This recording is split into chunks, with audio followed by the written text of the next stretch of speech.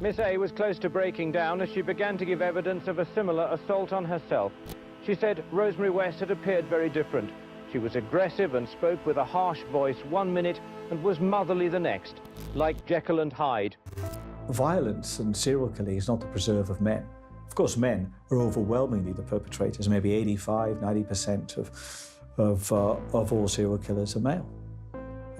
But females are capable of committing atrocious crimes. It's said that male serial killers tend to hunt their victims, whether it's for sexual gratification or to exert their power and control, whereas female serial killers may lure their victims, for example, within a relationship context, and it may be for financial gain.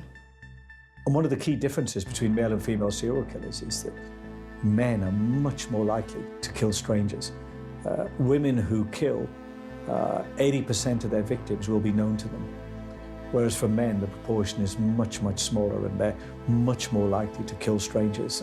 And that tells you something about the different mechanics that exist between the basic psychology and killing behavior of males and females. What's interesting to me is, even though I think they're taken seriously by the press, the names that they're given, their nomenclature seems slightly nonchalant and even ridiculous. So you have things like Jolly Jane and the giggling grandma, you know, contrast that to Jack the Ripper.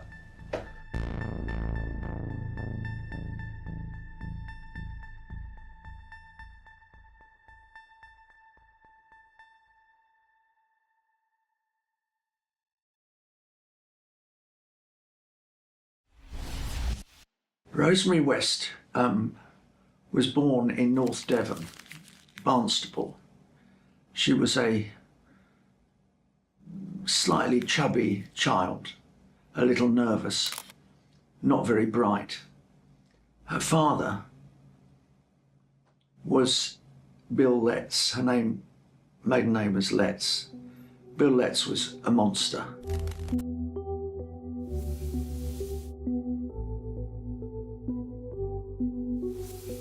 And he had a rather submissive wife called Daisy, Rosemary's mother. William Letts was brutal, abusive. I think he first started sexually abusing Rose when she was really quite young. Rose was believed to have been raped by her father when she was 14, 15. Imagine your father coming home and going upstairs and, sexually abusing you, and any opportunity when they can get you on your own, having sex, raping Rose. So she grew up with this, and then even after she married, this was so normalised, this continued, the abuse continued. We know that Rose was raped repeatedly by her father since she was a young child, and I'm sure this would have had a profound effect on her mental health and her whole outlook and presentation. So when this happens, the victim often conflates sex and emotion, and it breaks down the natural boundaries of what a healthy sexual relationship is. So what can happen is that the child can become quite sexually promiscuous in the future because they become desensitized to sex. And also it can have very serious effects on one's mental health. It can cause anxiety, it can cause depression, it can cause post-traumatic stress disorder, which is a state of reliving the trauma through nightmares or flashbacks, for example. And there are other social effects as well. It means that the individual might struggle to form healthy bonds and relationships with partners in the future. They might self-harm, and they could use alcohol or drugs to try and self-medicate against these negative feelings. A child's environment is very important as children learn through modelling. It's their first environment where they learn how to engage with other people, where they learn things such as morality. So an unstable environment can have serious impacts on a child's cognitive development.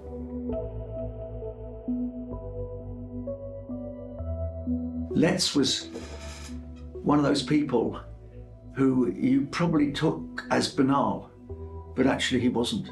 I remember getting anonymous letters from people who'd worked with him, pointing out just what a monster he was. Anyway, Rosemary was abused as a child. Her mother didn't protect her. She was also not very bright, as I said. She was known at school as Dozy Rosie. But what she did develop was a skill with coping with an sexually abusive father. And she used her sex very early on, from a very early age.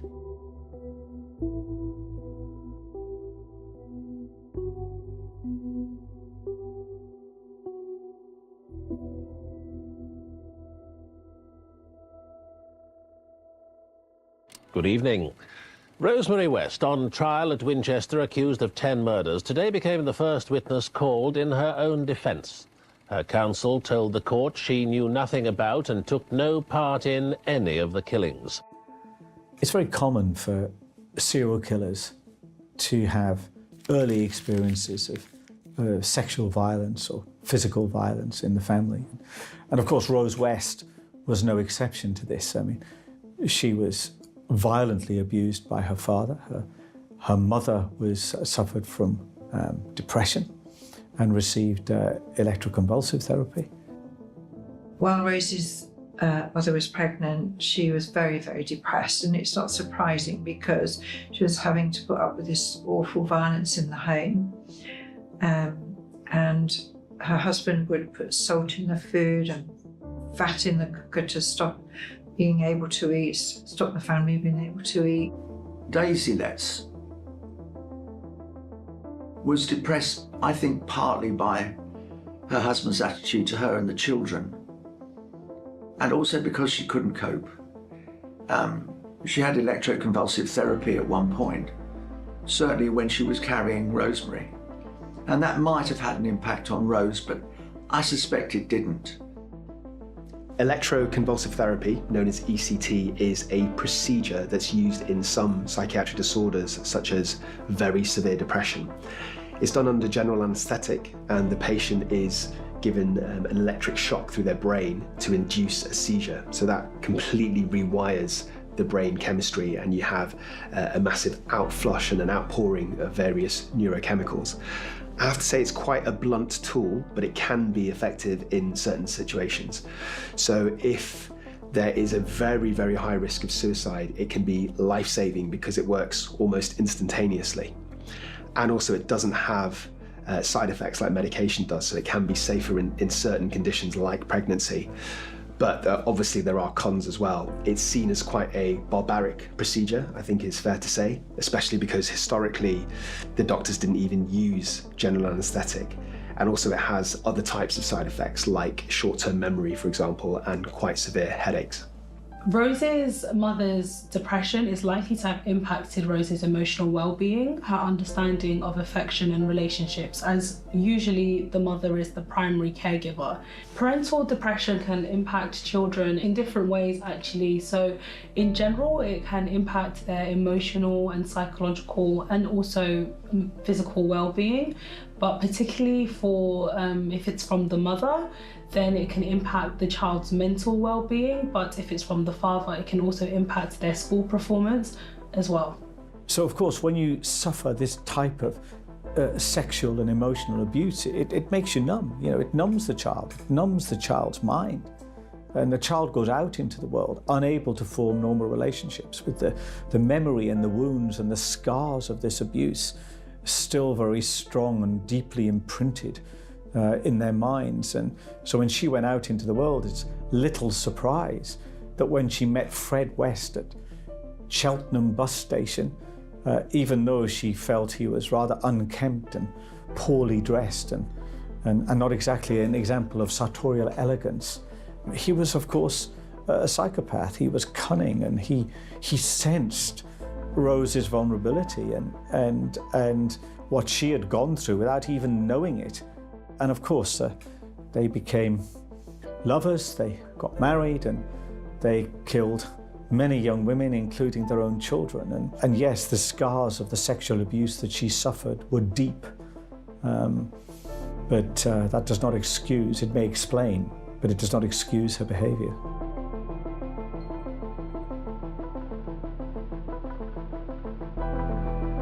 Eventually, the family left Devon and moved to Bishop's Cleeve, not far from Gloucester. which is when she first encountered Frederick West. We now know that the girls had fallen prey to the Wests as they cruised the area in a search for victims. They'd even bragged to friends about their carefully laid plans. She said, when he's got a woman companion with him, it makes it easier for the victim if they go and pick up a girl. Because Rose is with them, she doesn't hesitate to say no because there's a woman and a bloke in a van. Rose and Fred first met at Cheltenham bus station.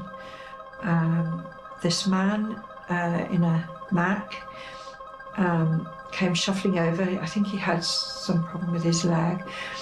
And she said he had very ganky teeth, he looked scruffy, but very quickly he made her laugh. Now, West had an appetite for very, very young women, as would become clear as the years passed. And he took a fancy to Rose. Rose thought he was really disgusting. Well, he was very smelly.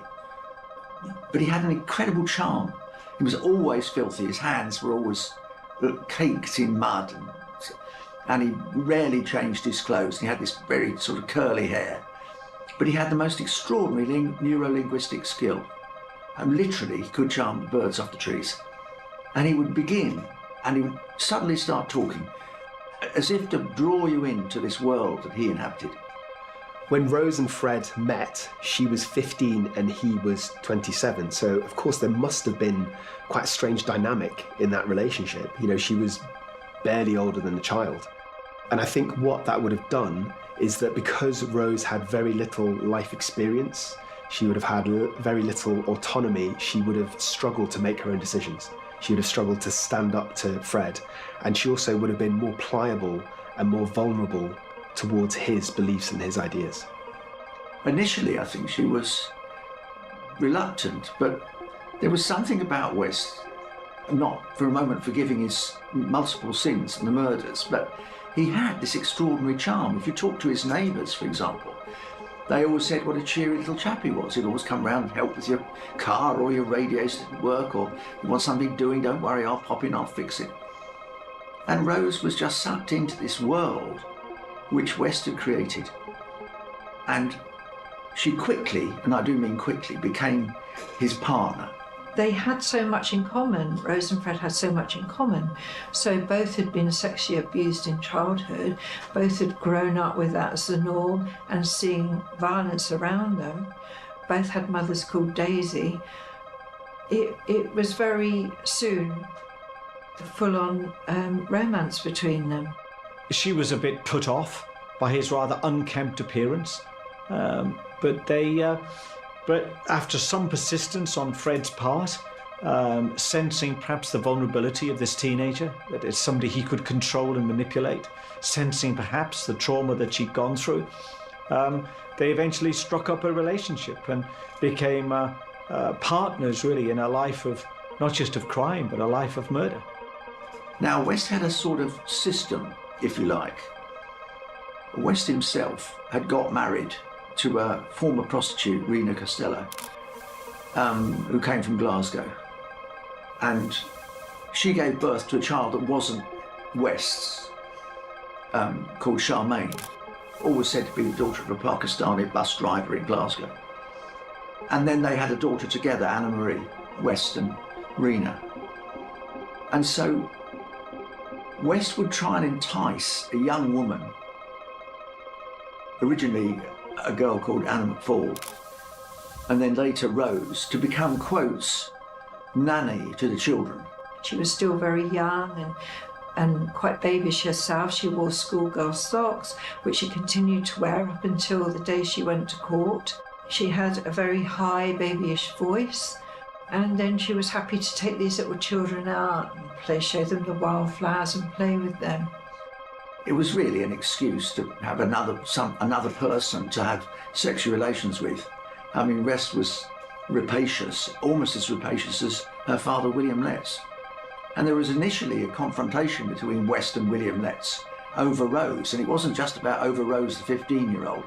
It was over who had the sexual rights to Rose. The abuse that Rose and Fred both suffered is likely to have had quite a large impact on their understanding of consent, of healthy sexual relationships, and of intimacy as well.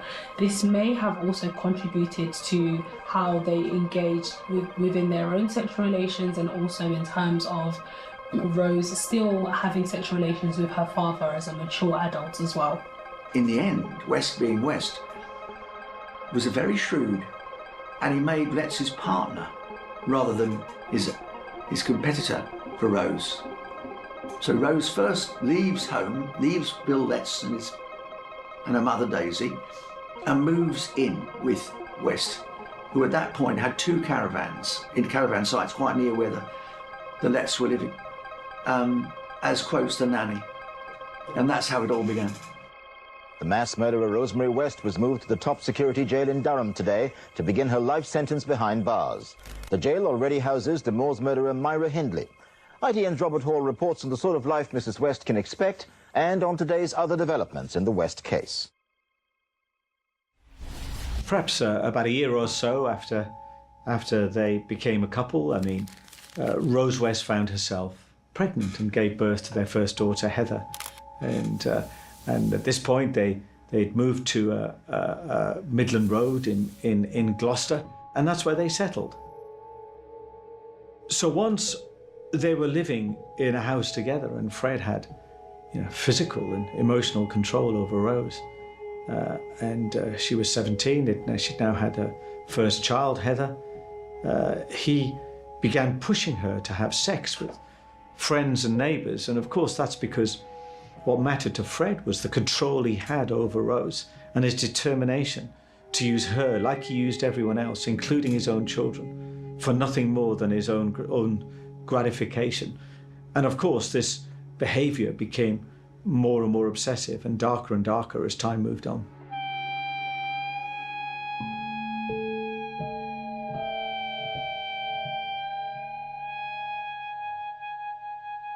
Fred allowing his friends to have sexual encounters with Rose may have demonstrated their power imbalance and also the morbid nature of their understanding of sexuality, a monogamous relationship, and also engaging with other people.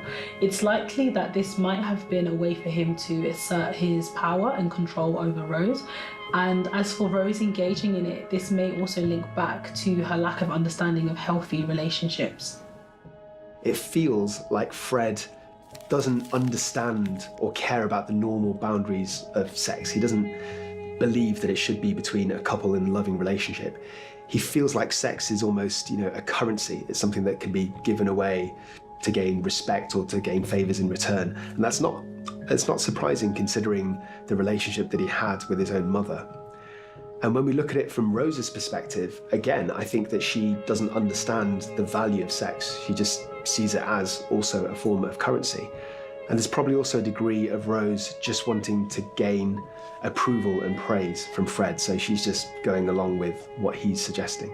Whilst welcoming the public response, senior officers are stressing tonight that until they have firm and reliable evidence, no search operations will begin.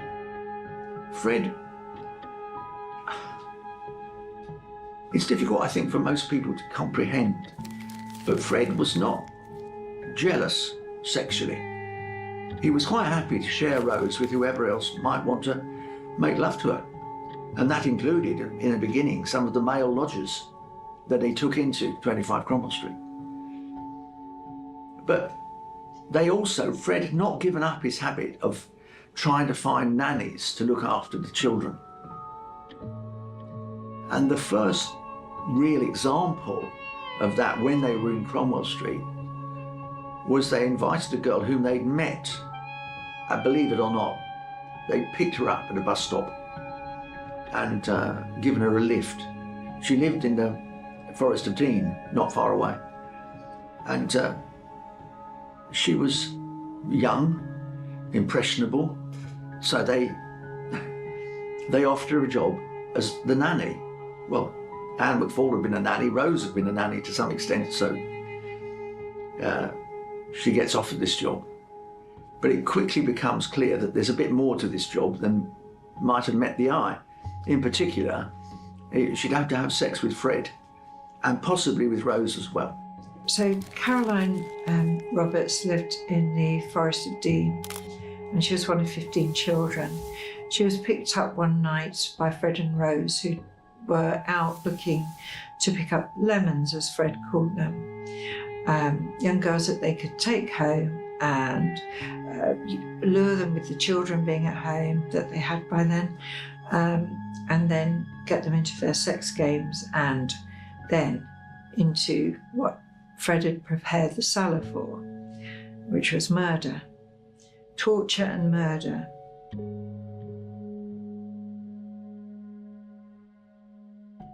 So she decides to leave. Well, she leaves, but then they go and fetch her back again. And they knew where Caroline would be, what time she'd be there, from having picked her up before. So they picked her up, said, "Oh, where have you been? You know, we've missed you, the children missed you." But Caroline was nervous at first about getting in. But once she'd got in the car and accepted this lived home, and she thought, they're not going to do any harm. They didn't the first time, you know. Immediately, they made her climb into the back. Rose climbed into the back and started sexually abusing her, assaulting her. And Caroline pushed her off, trying to stop her. And Fred just turned round, like pursed his lips and took a punch at Caroline. They keep a victim, they keep a prisoner for 36 hours, during which time they rape her, abuse her, both of them, not just Fred. Rose by this time is the apprentice. They tie her up, they do all kinds of unimaginable things to her. And in the end, she realises the only way she can possibly escape is by pretending to go along with the scheme. So after an absolutely horrific night and early morning of abuse, she persuades them that they don't need to tie her up all the time.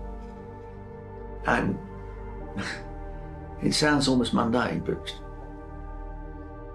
Rose goes to the laundrette round the corner. When Rose is out, she runs for it and indeed gets away. And this is the first time that Fred and Rose really encounter the authorities in Gloucester. I have reason to believe that there may be other remains in the area, but I am not in this position at this time to explain that further. The latest remains haven't yet been identified, but relatives of two missing people from Gloucestershire have been told about what the search team has unearthed. They go to trial. Well, it's really a he said, she said argument. And of course, Fred and Rose, being two of them, and by this time, of course, married with children, say no, nothing, was all consensual.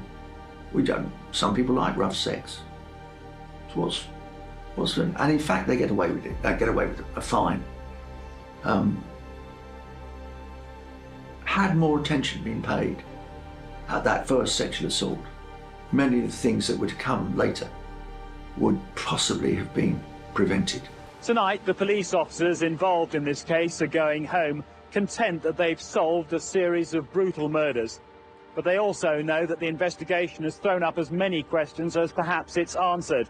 At various times, she tried to break away a little from West's spell, but it was difficult to do. He was incredibly persuasive. And also, he pimped her out through a lot of the locals in Gloucester. I mean, Fred and Rose had this thing about black men, and Rose particularly liked black men. And I think 3 of the children were actually by her clients. She operated as a prostitute in the first floor of Cromwell Street and had a room specially done up to do that. It was a collaboration in every way. She wasn't persuaded, bullied, cajoled into it. She participated willingly. And I'm one of the few people who's ever seen some of the home videos that Fred took of Rose. And once you've seen those videos of Rose doing the most extraordinary things to herself, with Fred sometimes peeping into the shot and then retiring behind the camera, you know perfectly well that she was a participant in every way. She knew exactly what was happening, and she agreed to it.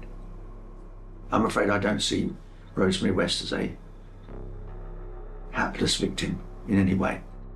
Rose was an active and a willing participant in the crimes committed against her daughter Anne-Marie. She colluded and encouraged Fred to rape Anne-Marie. She made Anne-Marie do household chores, naked, degraded, sometimes wearing nothing but a miniskirt and some sexual appendages.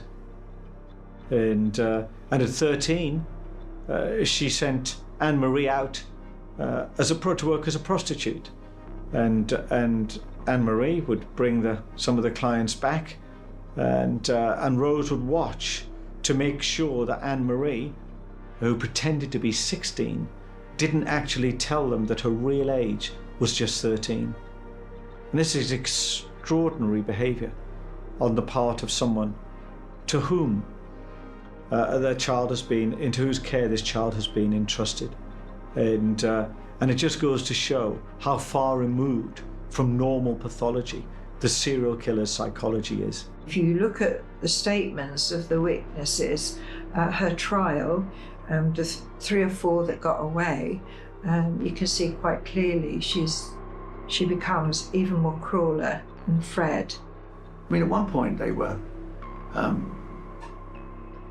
I think, taken to court, and an audio tape was played of Fred and Rose making love in the back of the van he had at that time. And this was played to the court, and of course they said it's perfectly normal, why shouldn't we? It was that. The psychiatrist later came to call it folie à deux. The 2 of them were more dangerous than one of them on their own. Somehow, the 2 of them became a worse, a darker force when they were together. Here, Miss Owens claims she was subjected to further serious sexual assaults, including being beaten with a leather belt. She told the court, "I was scared to death. I didn't think I'd be going home again." In the morning, she said Fred West had threatened to shut her in the cellar or bury her under the paving stones of Gloucester, adding, "There are hundreds of girls there already." She had agreed to stay with them, but had escaped to tell her tale. There's a well-known phrase, hurt people, or, violence begets violence.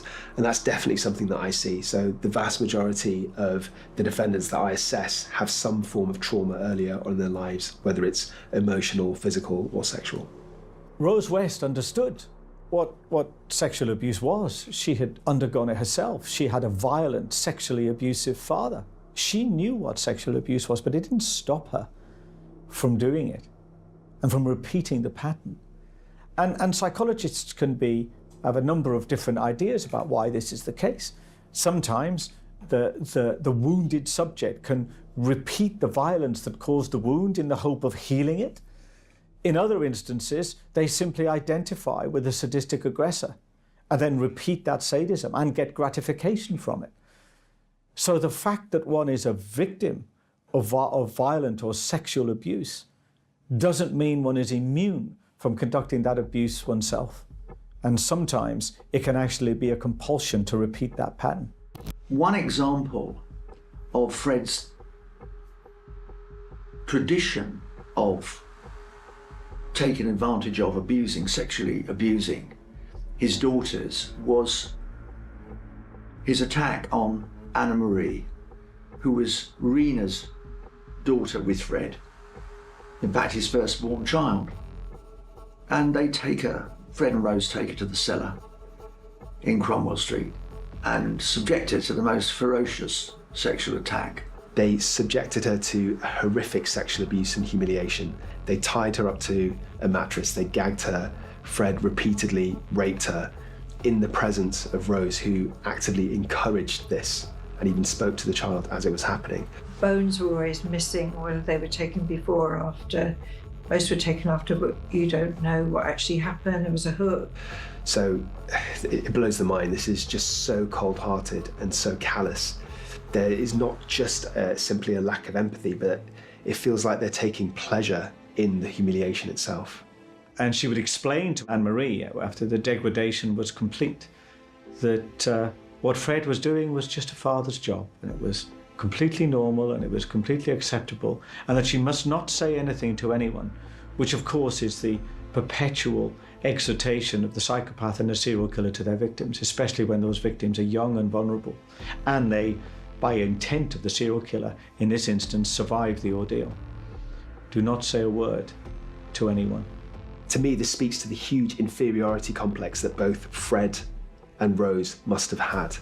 They feel victimized, they feel wronged, they feel that they've been humiliated themselves when they were children, so they're projecting this onto their own victims, including their own children. It has a catastrophic effect on her personality, there's no question of that. And she became intensely troubled, went through various periods separated from the family and then returning to them. To this day, she's really troubled. But that brutal attack in the cellar was really a foreshadowing of what they would later come to do with the other victims that found themselves in the cellar at Cromwell Street. Rosemary West has spent her first... In Gloucester and throughout the country, the headlines have charted every detail of the horror. A first opportunity to tell the story in full. Of course, the serial killer's compulsion to control has its limits. Eventually, they might make a mistake or the world catches up with them. In the case of Fred West and Rose West, this happened in the summer of 1992 when children who lived nearby made allegations that the Wests were doing terrible things to their own children. And the police began an investigation. And children of Fred and Rose West were taken into care. But this eventually led to questioning what had happened to their first child, Heather. Heather was Rose's firstborn child with Fred. She was very dark-haired, really quite striking. Rose didn't really get on with Heather terribly well because Heather and May, which was the next daughter along in the list of West's children, there was a son, Stephen, in between them, but it was Heather, Stephen and May. And May and Heather developed a pact that they would never allow themselves to be alone with Fred. So, for example, if they went to have a bath or a shower, one would stand outside the door. And then they'd swap places. Well, this aggravated Fred because he believed his daughters were his right. And it made him really, really angry. Worse, I think, is that I think Heather told him, she was 16, she was bright, she was determined. I think she told him, I'm gonna tell the police about what you do to your children. And I think that was the final straw that made West decide to kill her. The West's youngest child, Heather, hadn't been seen since 1987. And the West's other children, once they'd been taken into care, they, of course, began to tell the stories. And the truth began to drip out, and social workers became alarmed. And one of the things that the children said was that their parents used to say to them, if you don't behave well, you will end up under the patio like Heather.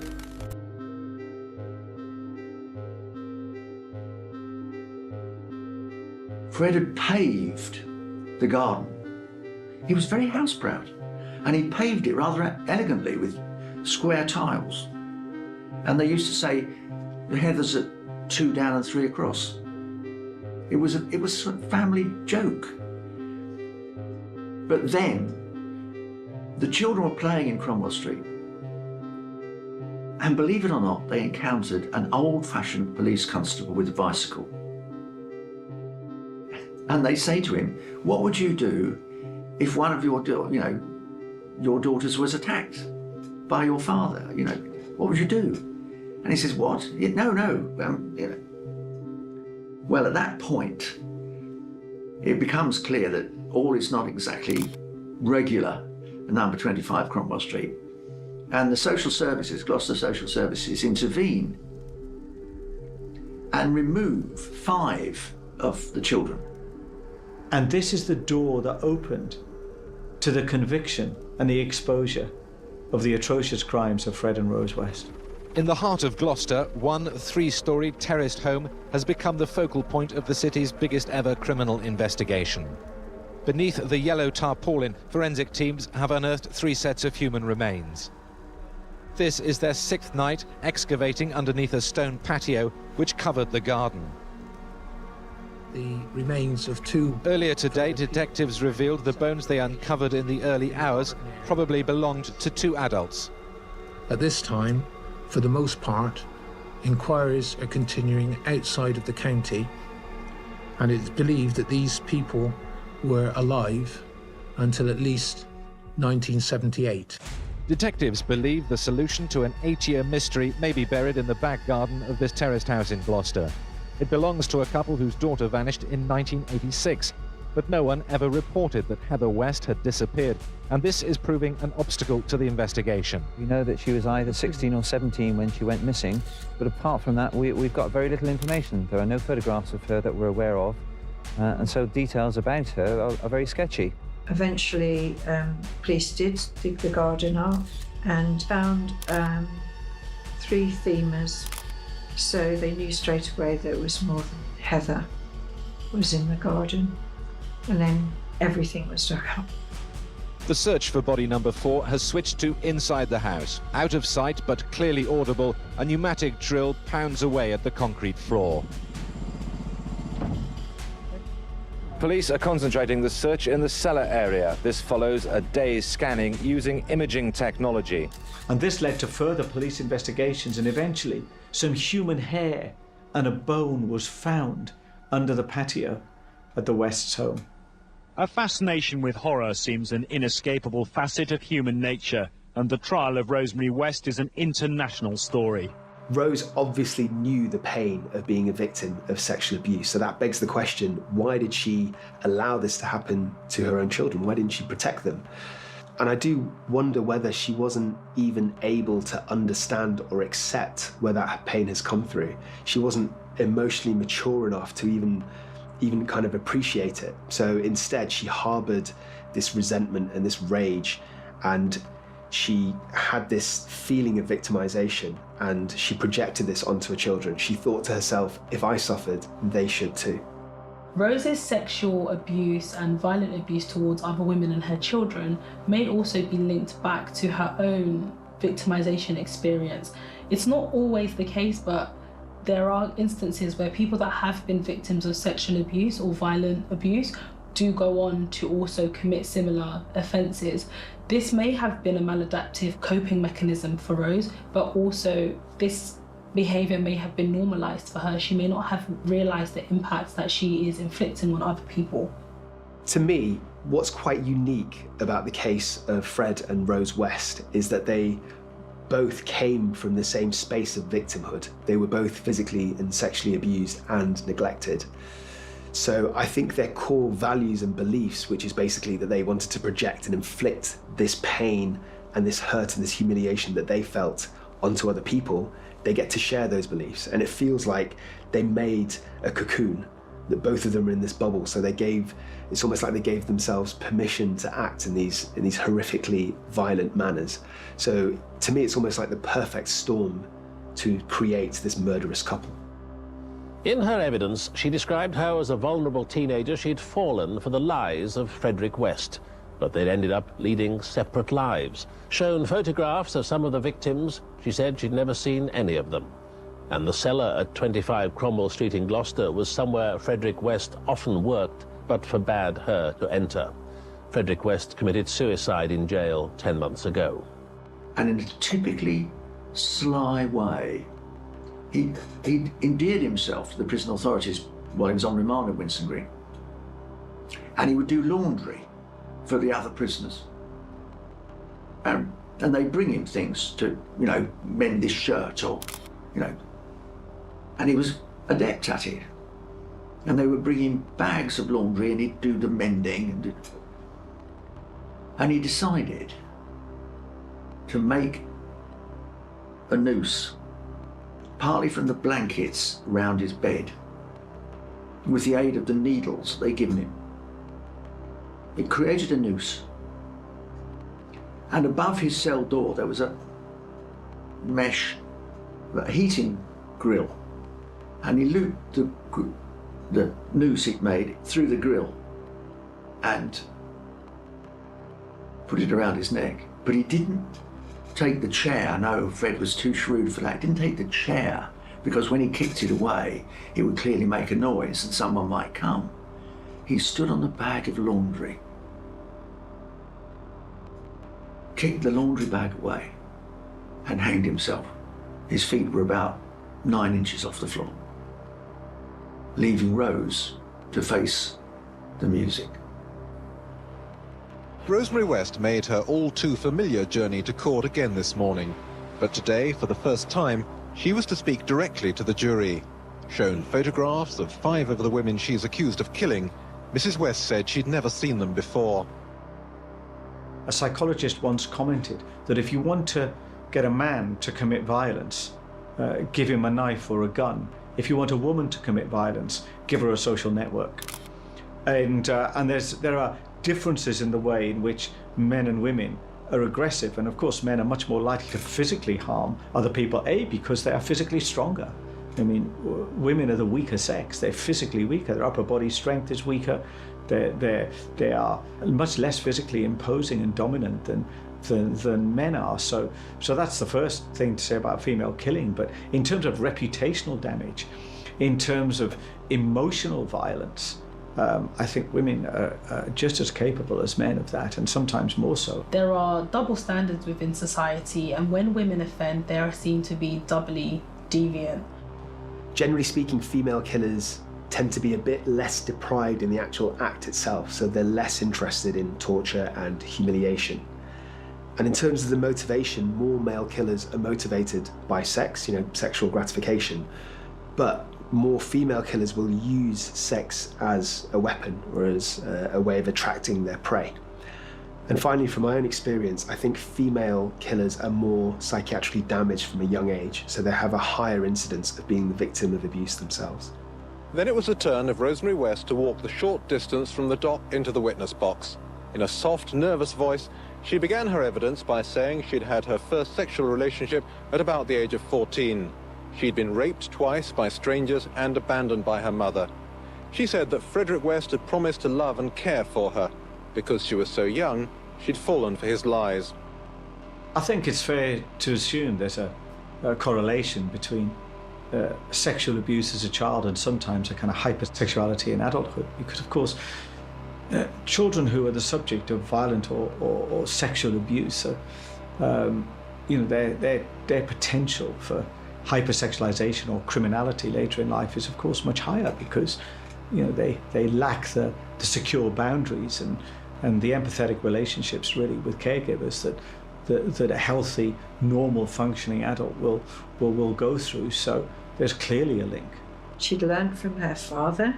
He'd been her guru, sexual guru. She'd learned all this. She'd outgrown her father to the manipulator, to pass on to Fred, learned from Fred, outgrown him, and she was done with him. This was the chance to get rid of him, and she just dropped him and she never spoke to him again. Before leaving court, Rosemary West said she and her husband literally led separate lives. He did what he wanted to do, she said. Mrs. West will be cross-examined by the prosecution tomorrow. She was convicted of 10 murders, including Charmaine. Though, of course, she couldn't be convicted of Anne McFall or Rena. She is the most prolific female serial killer in British legal history. In October 1996, number 25 Cromwell Street was demolished. Now another address in suburban Britain emerges with its own horror. And just like the West's home, its history will never be truly erased.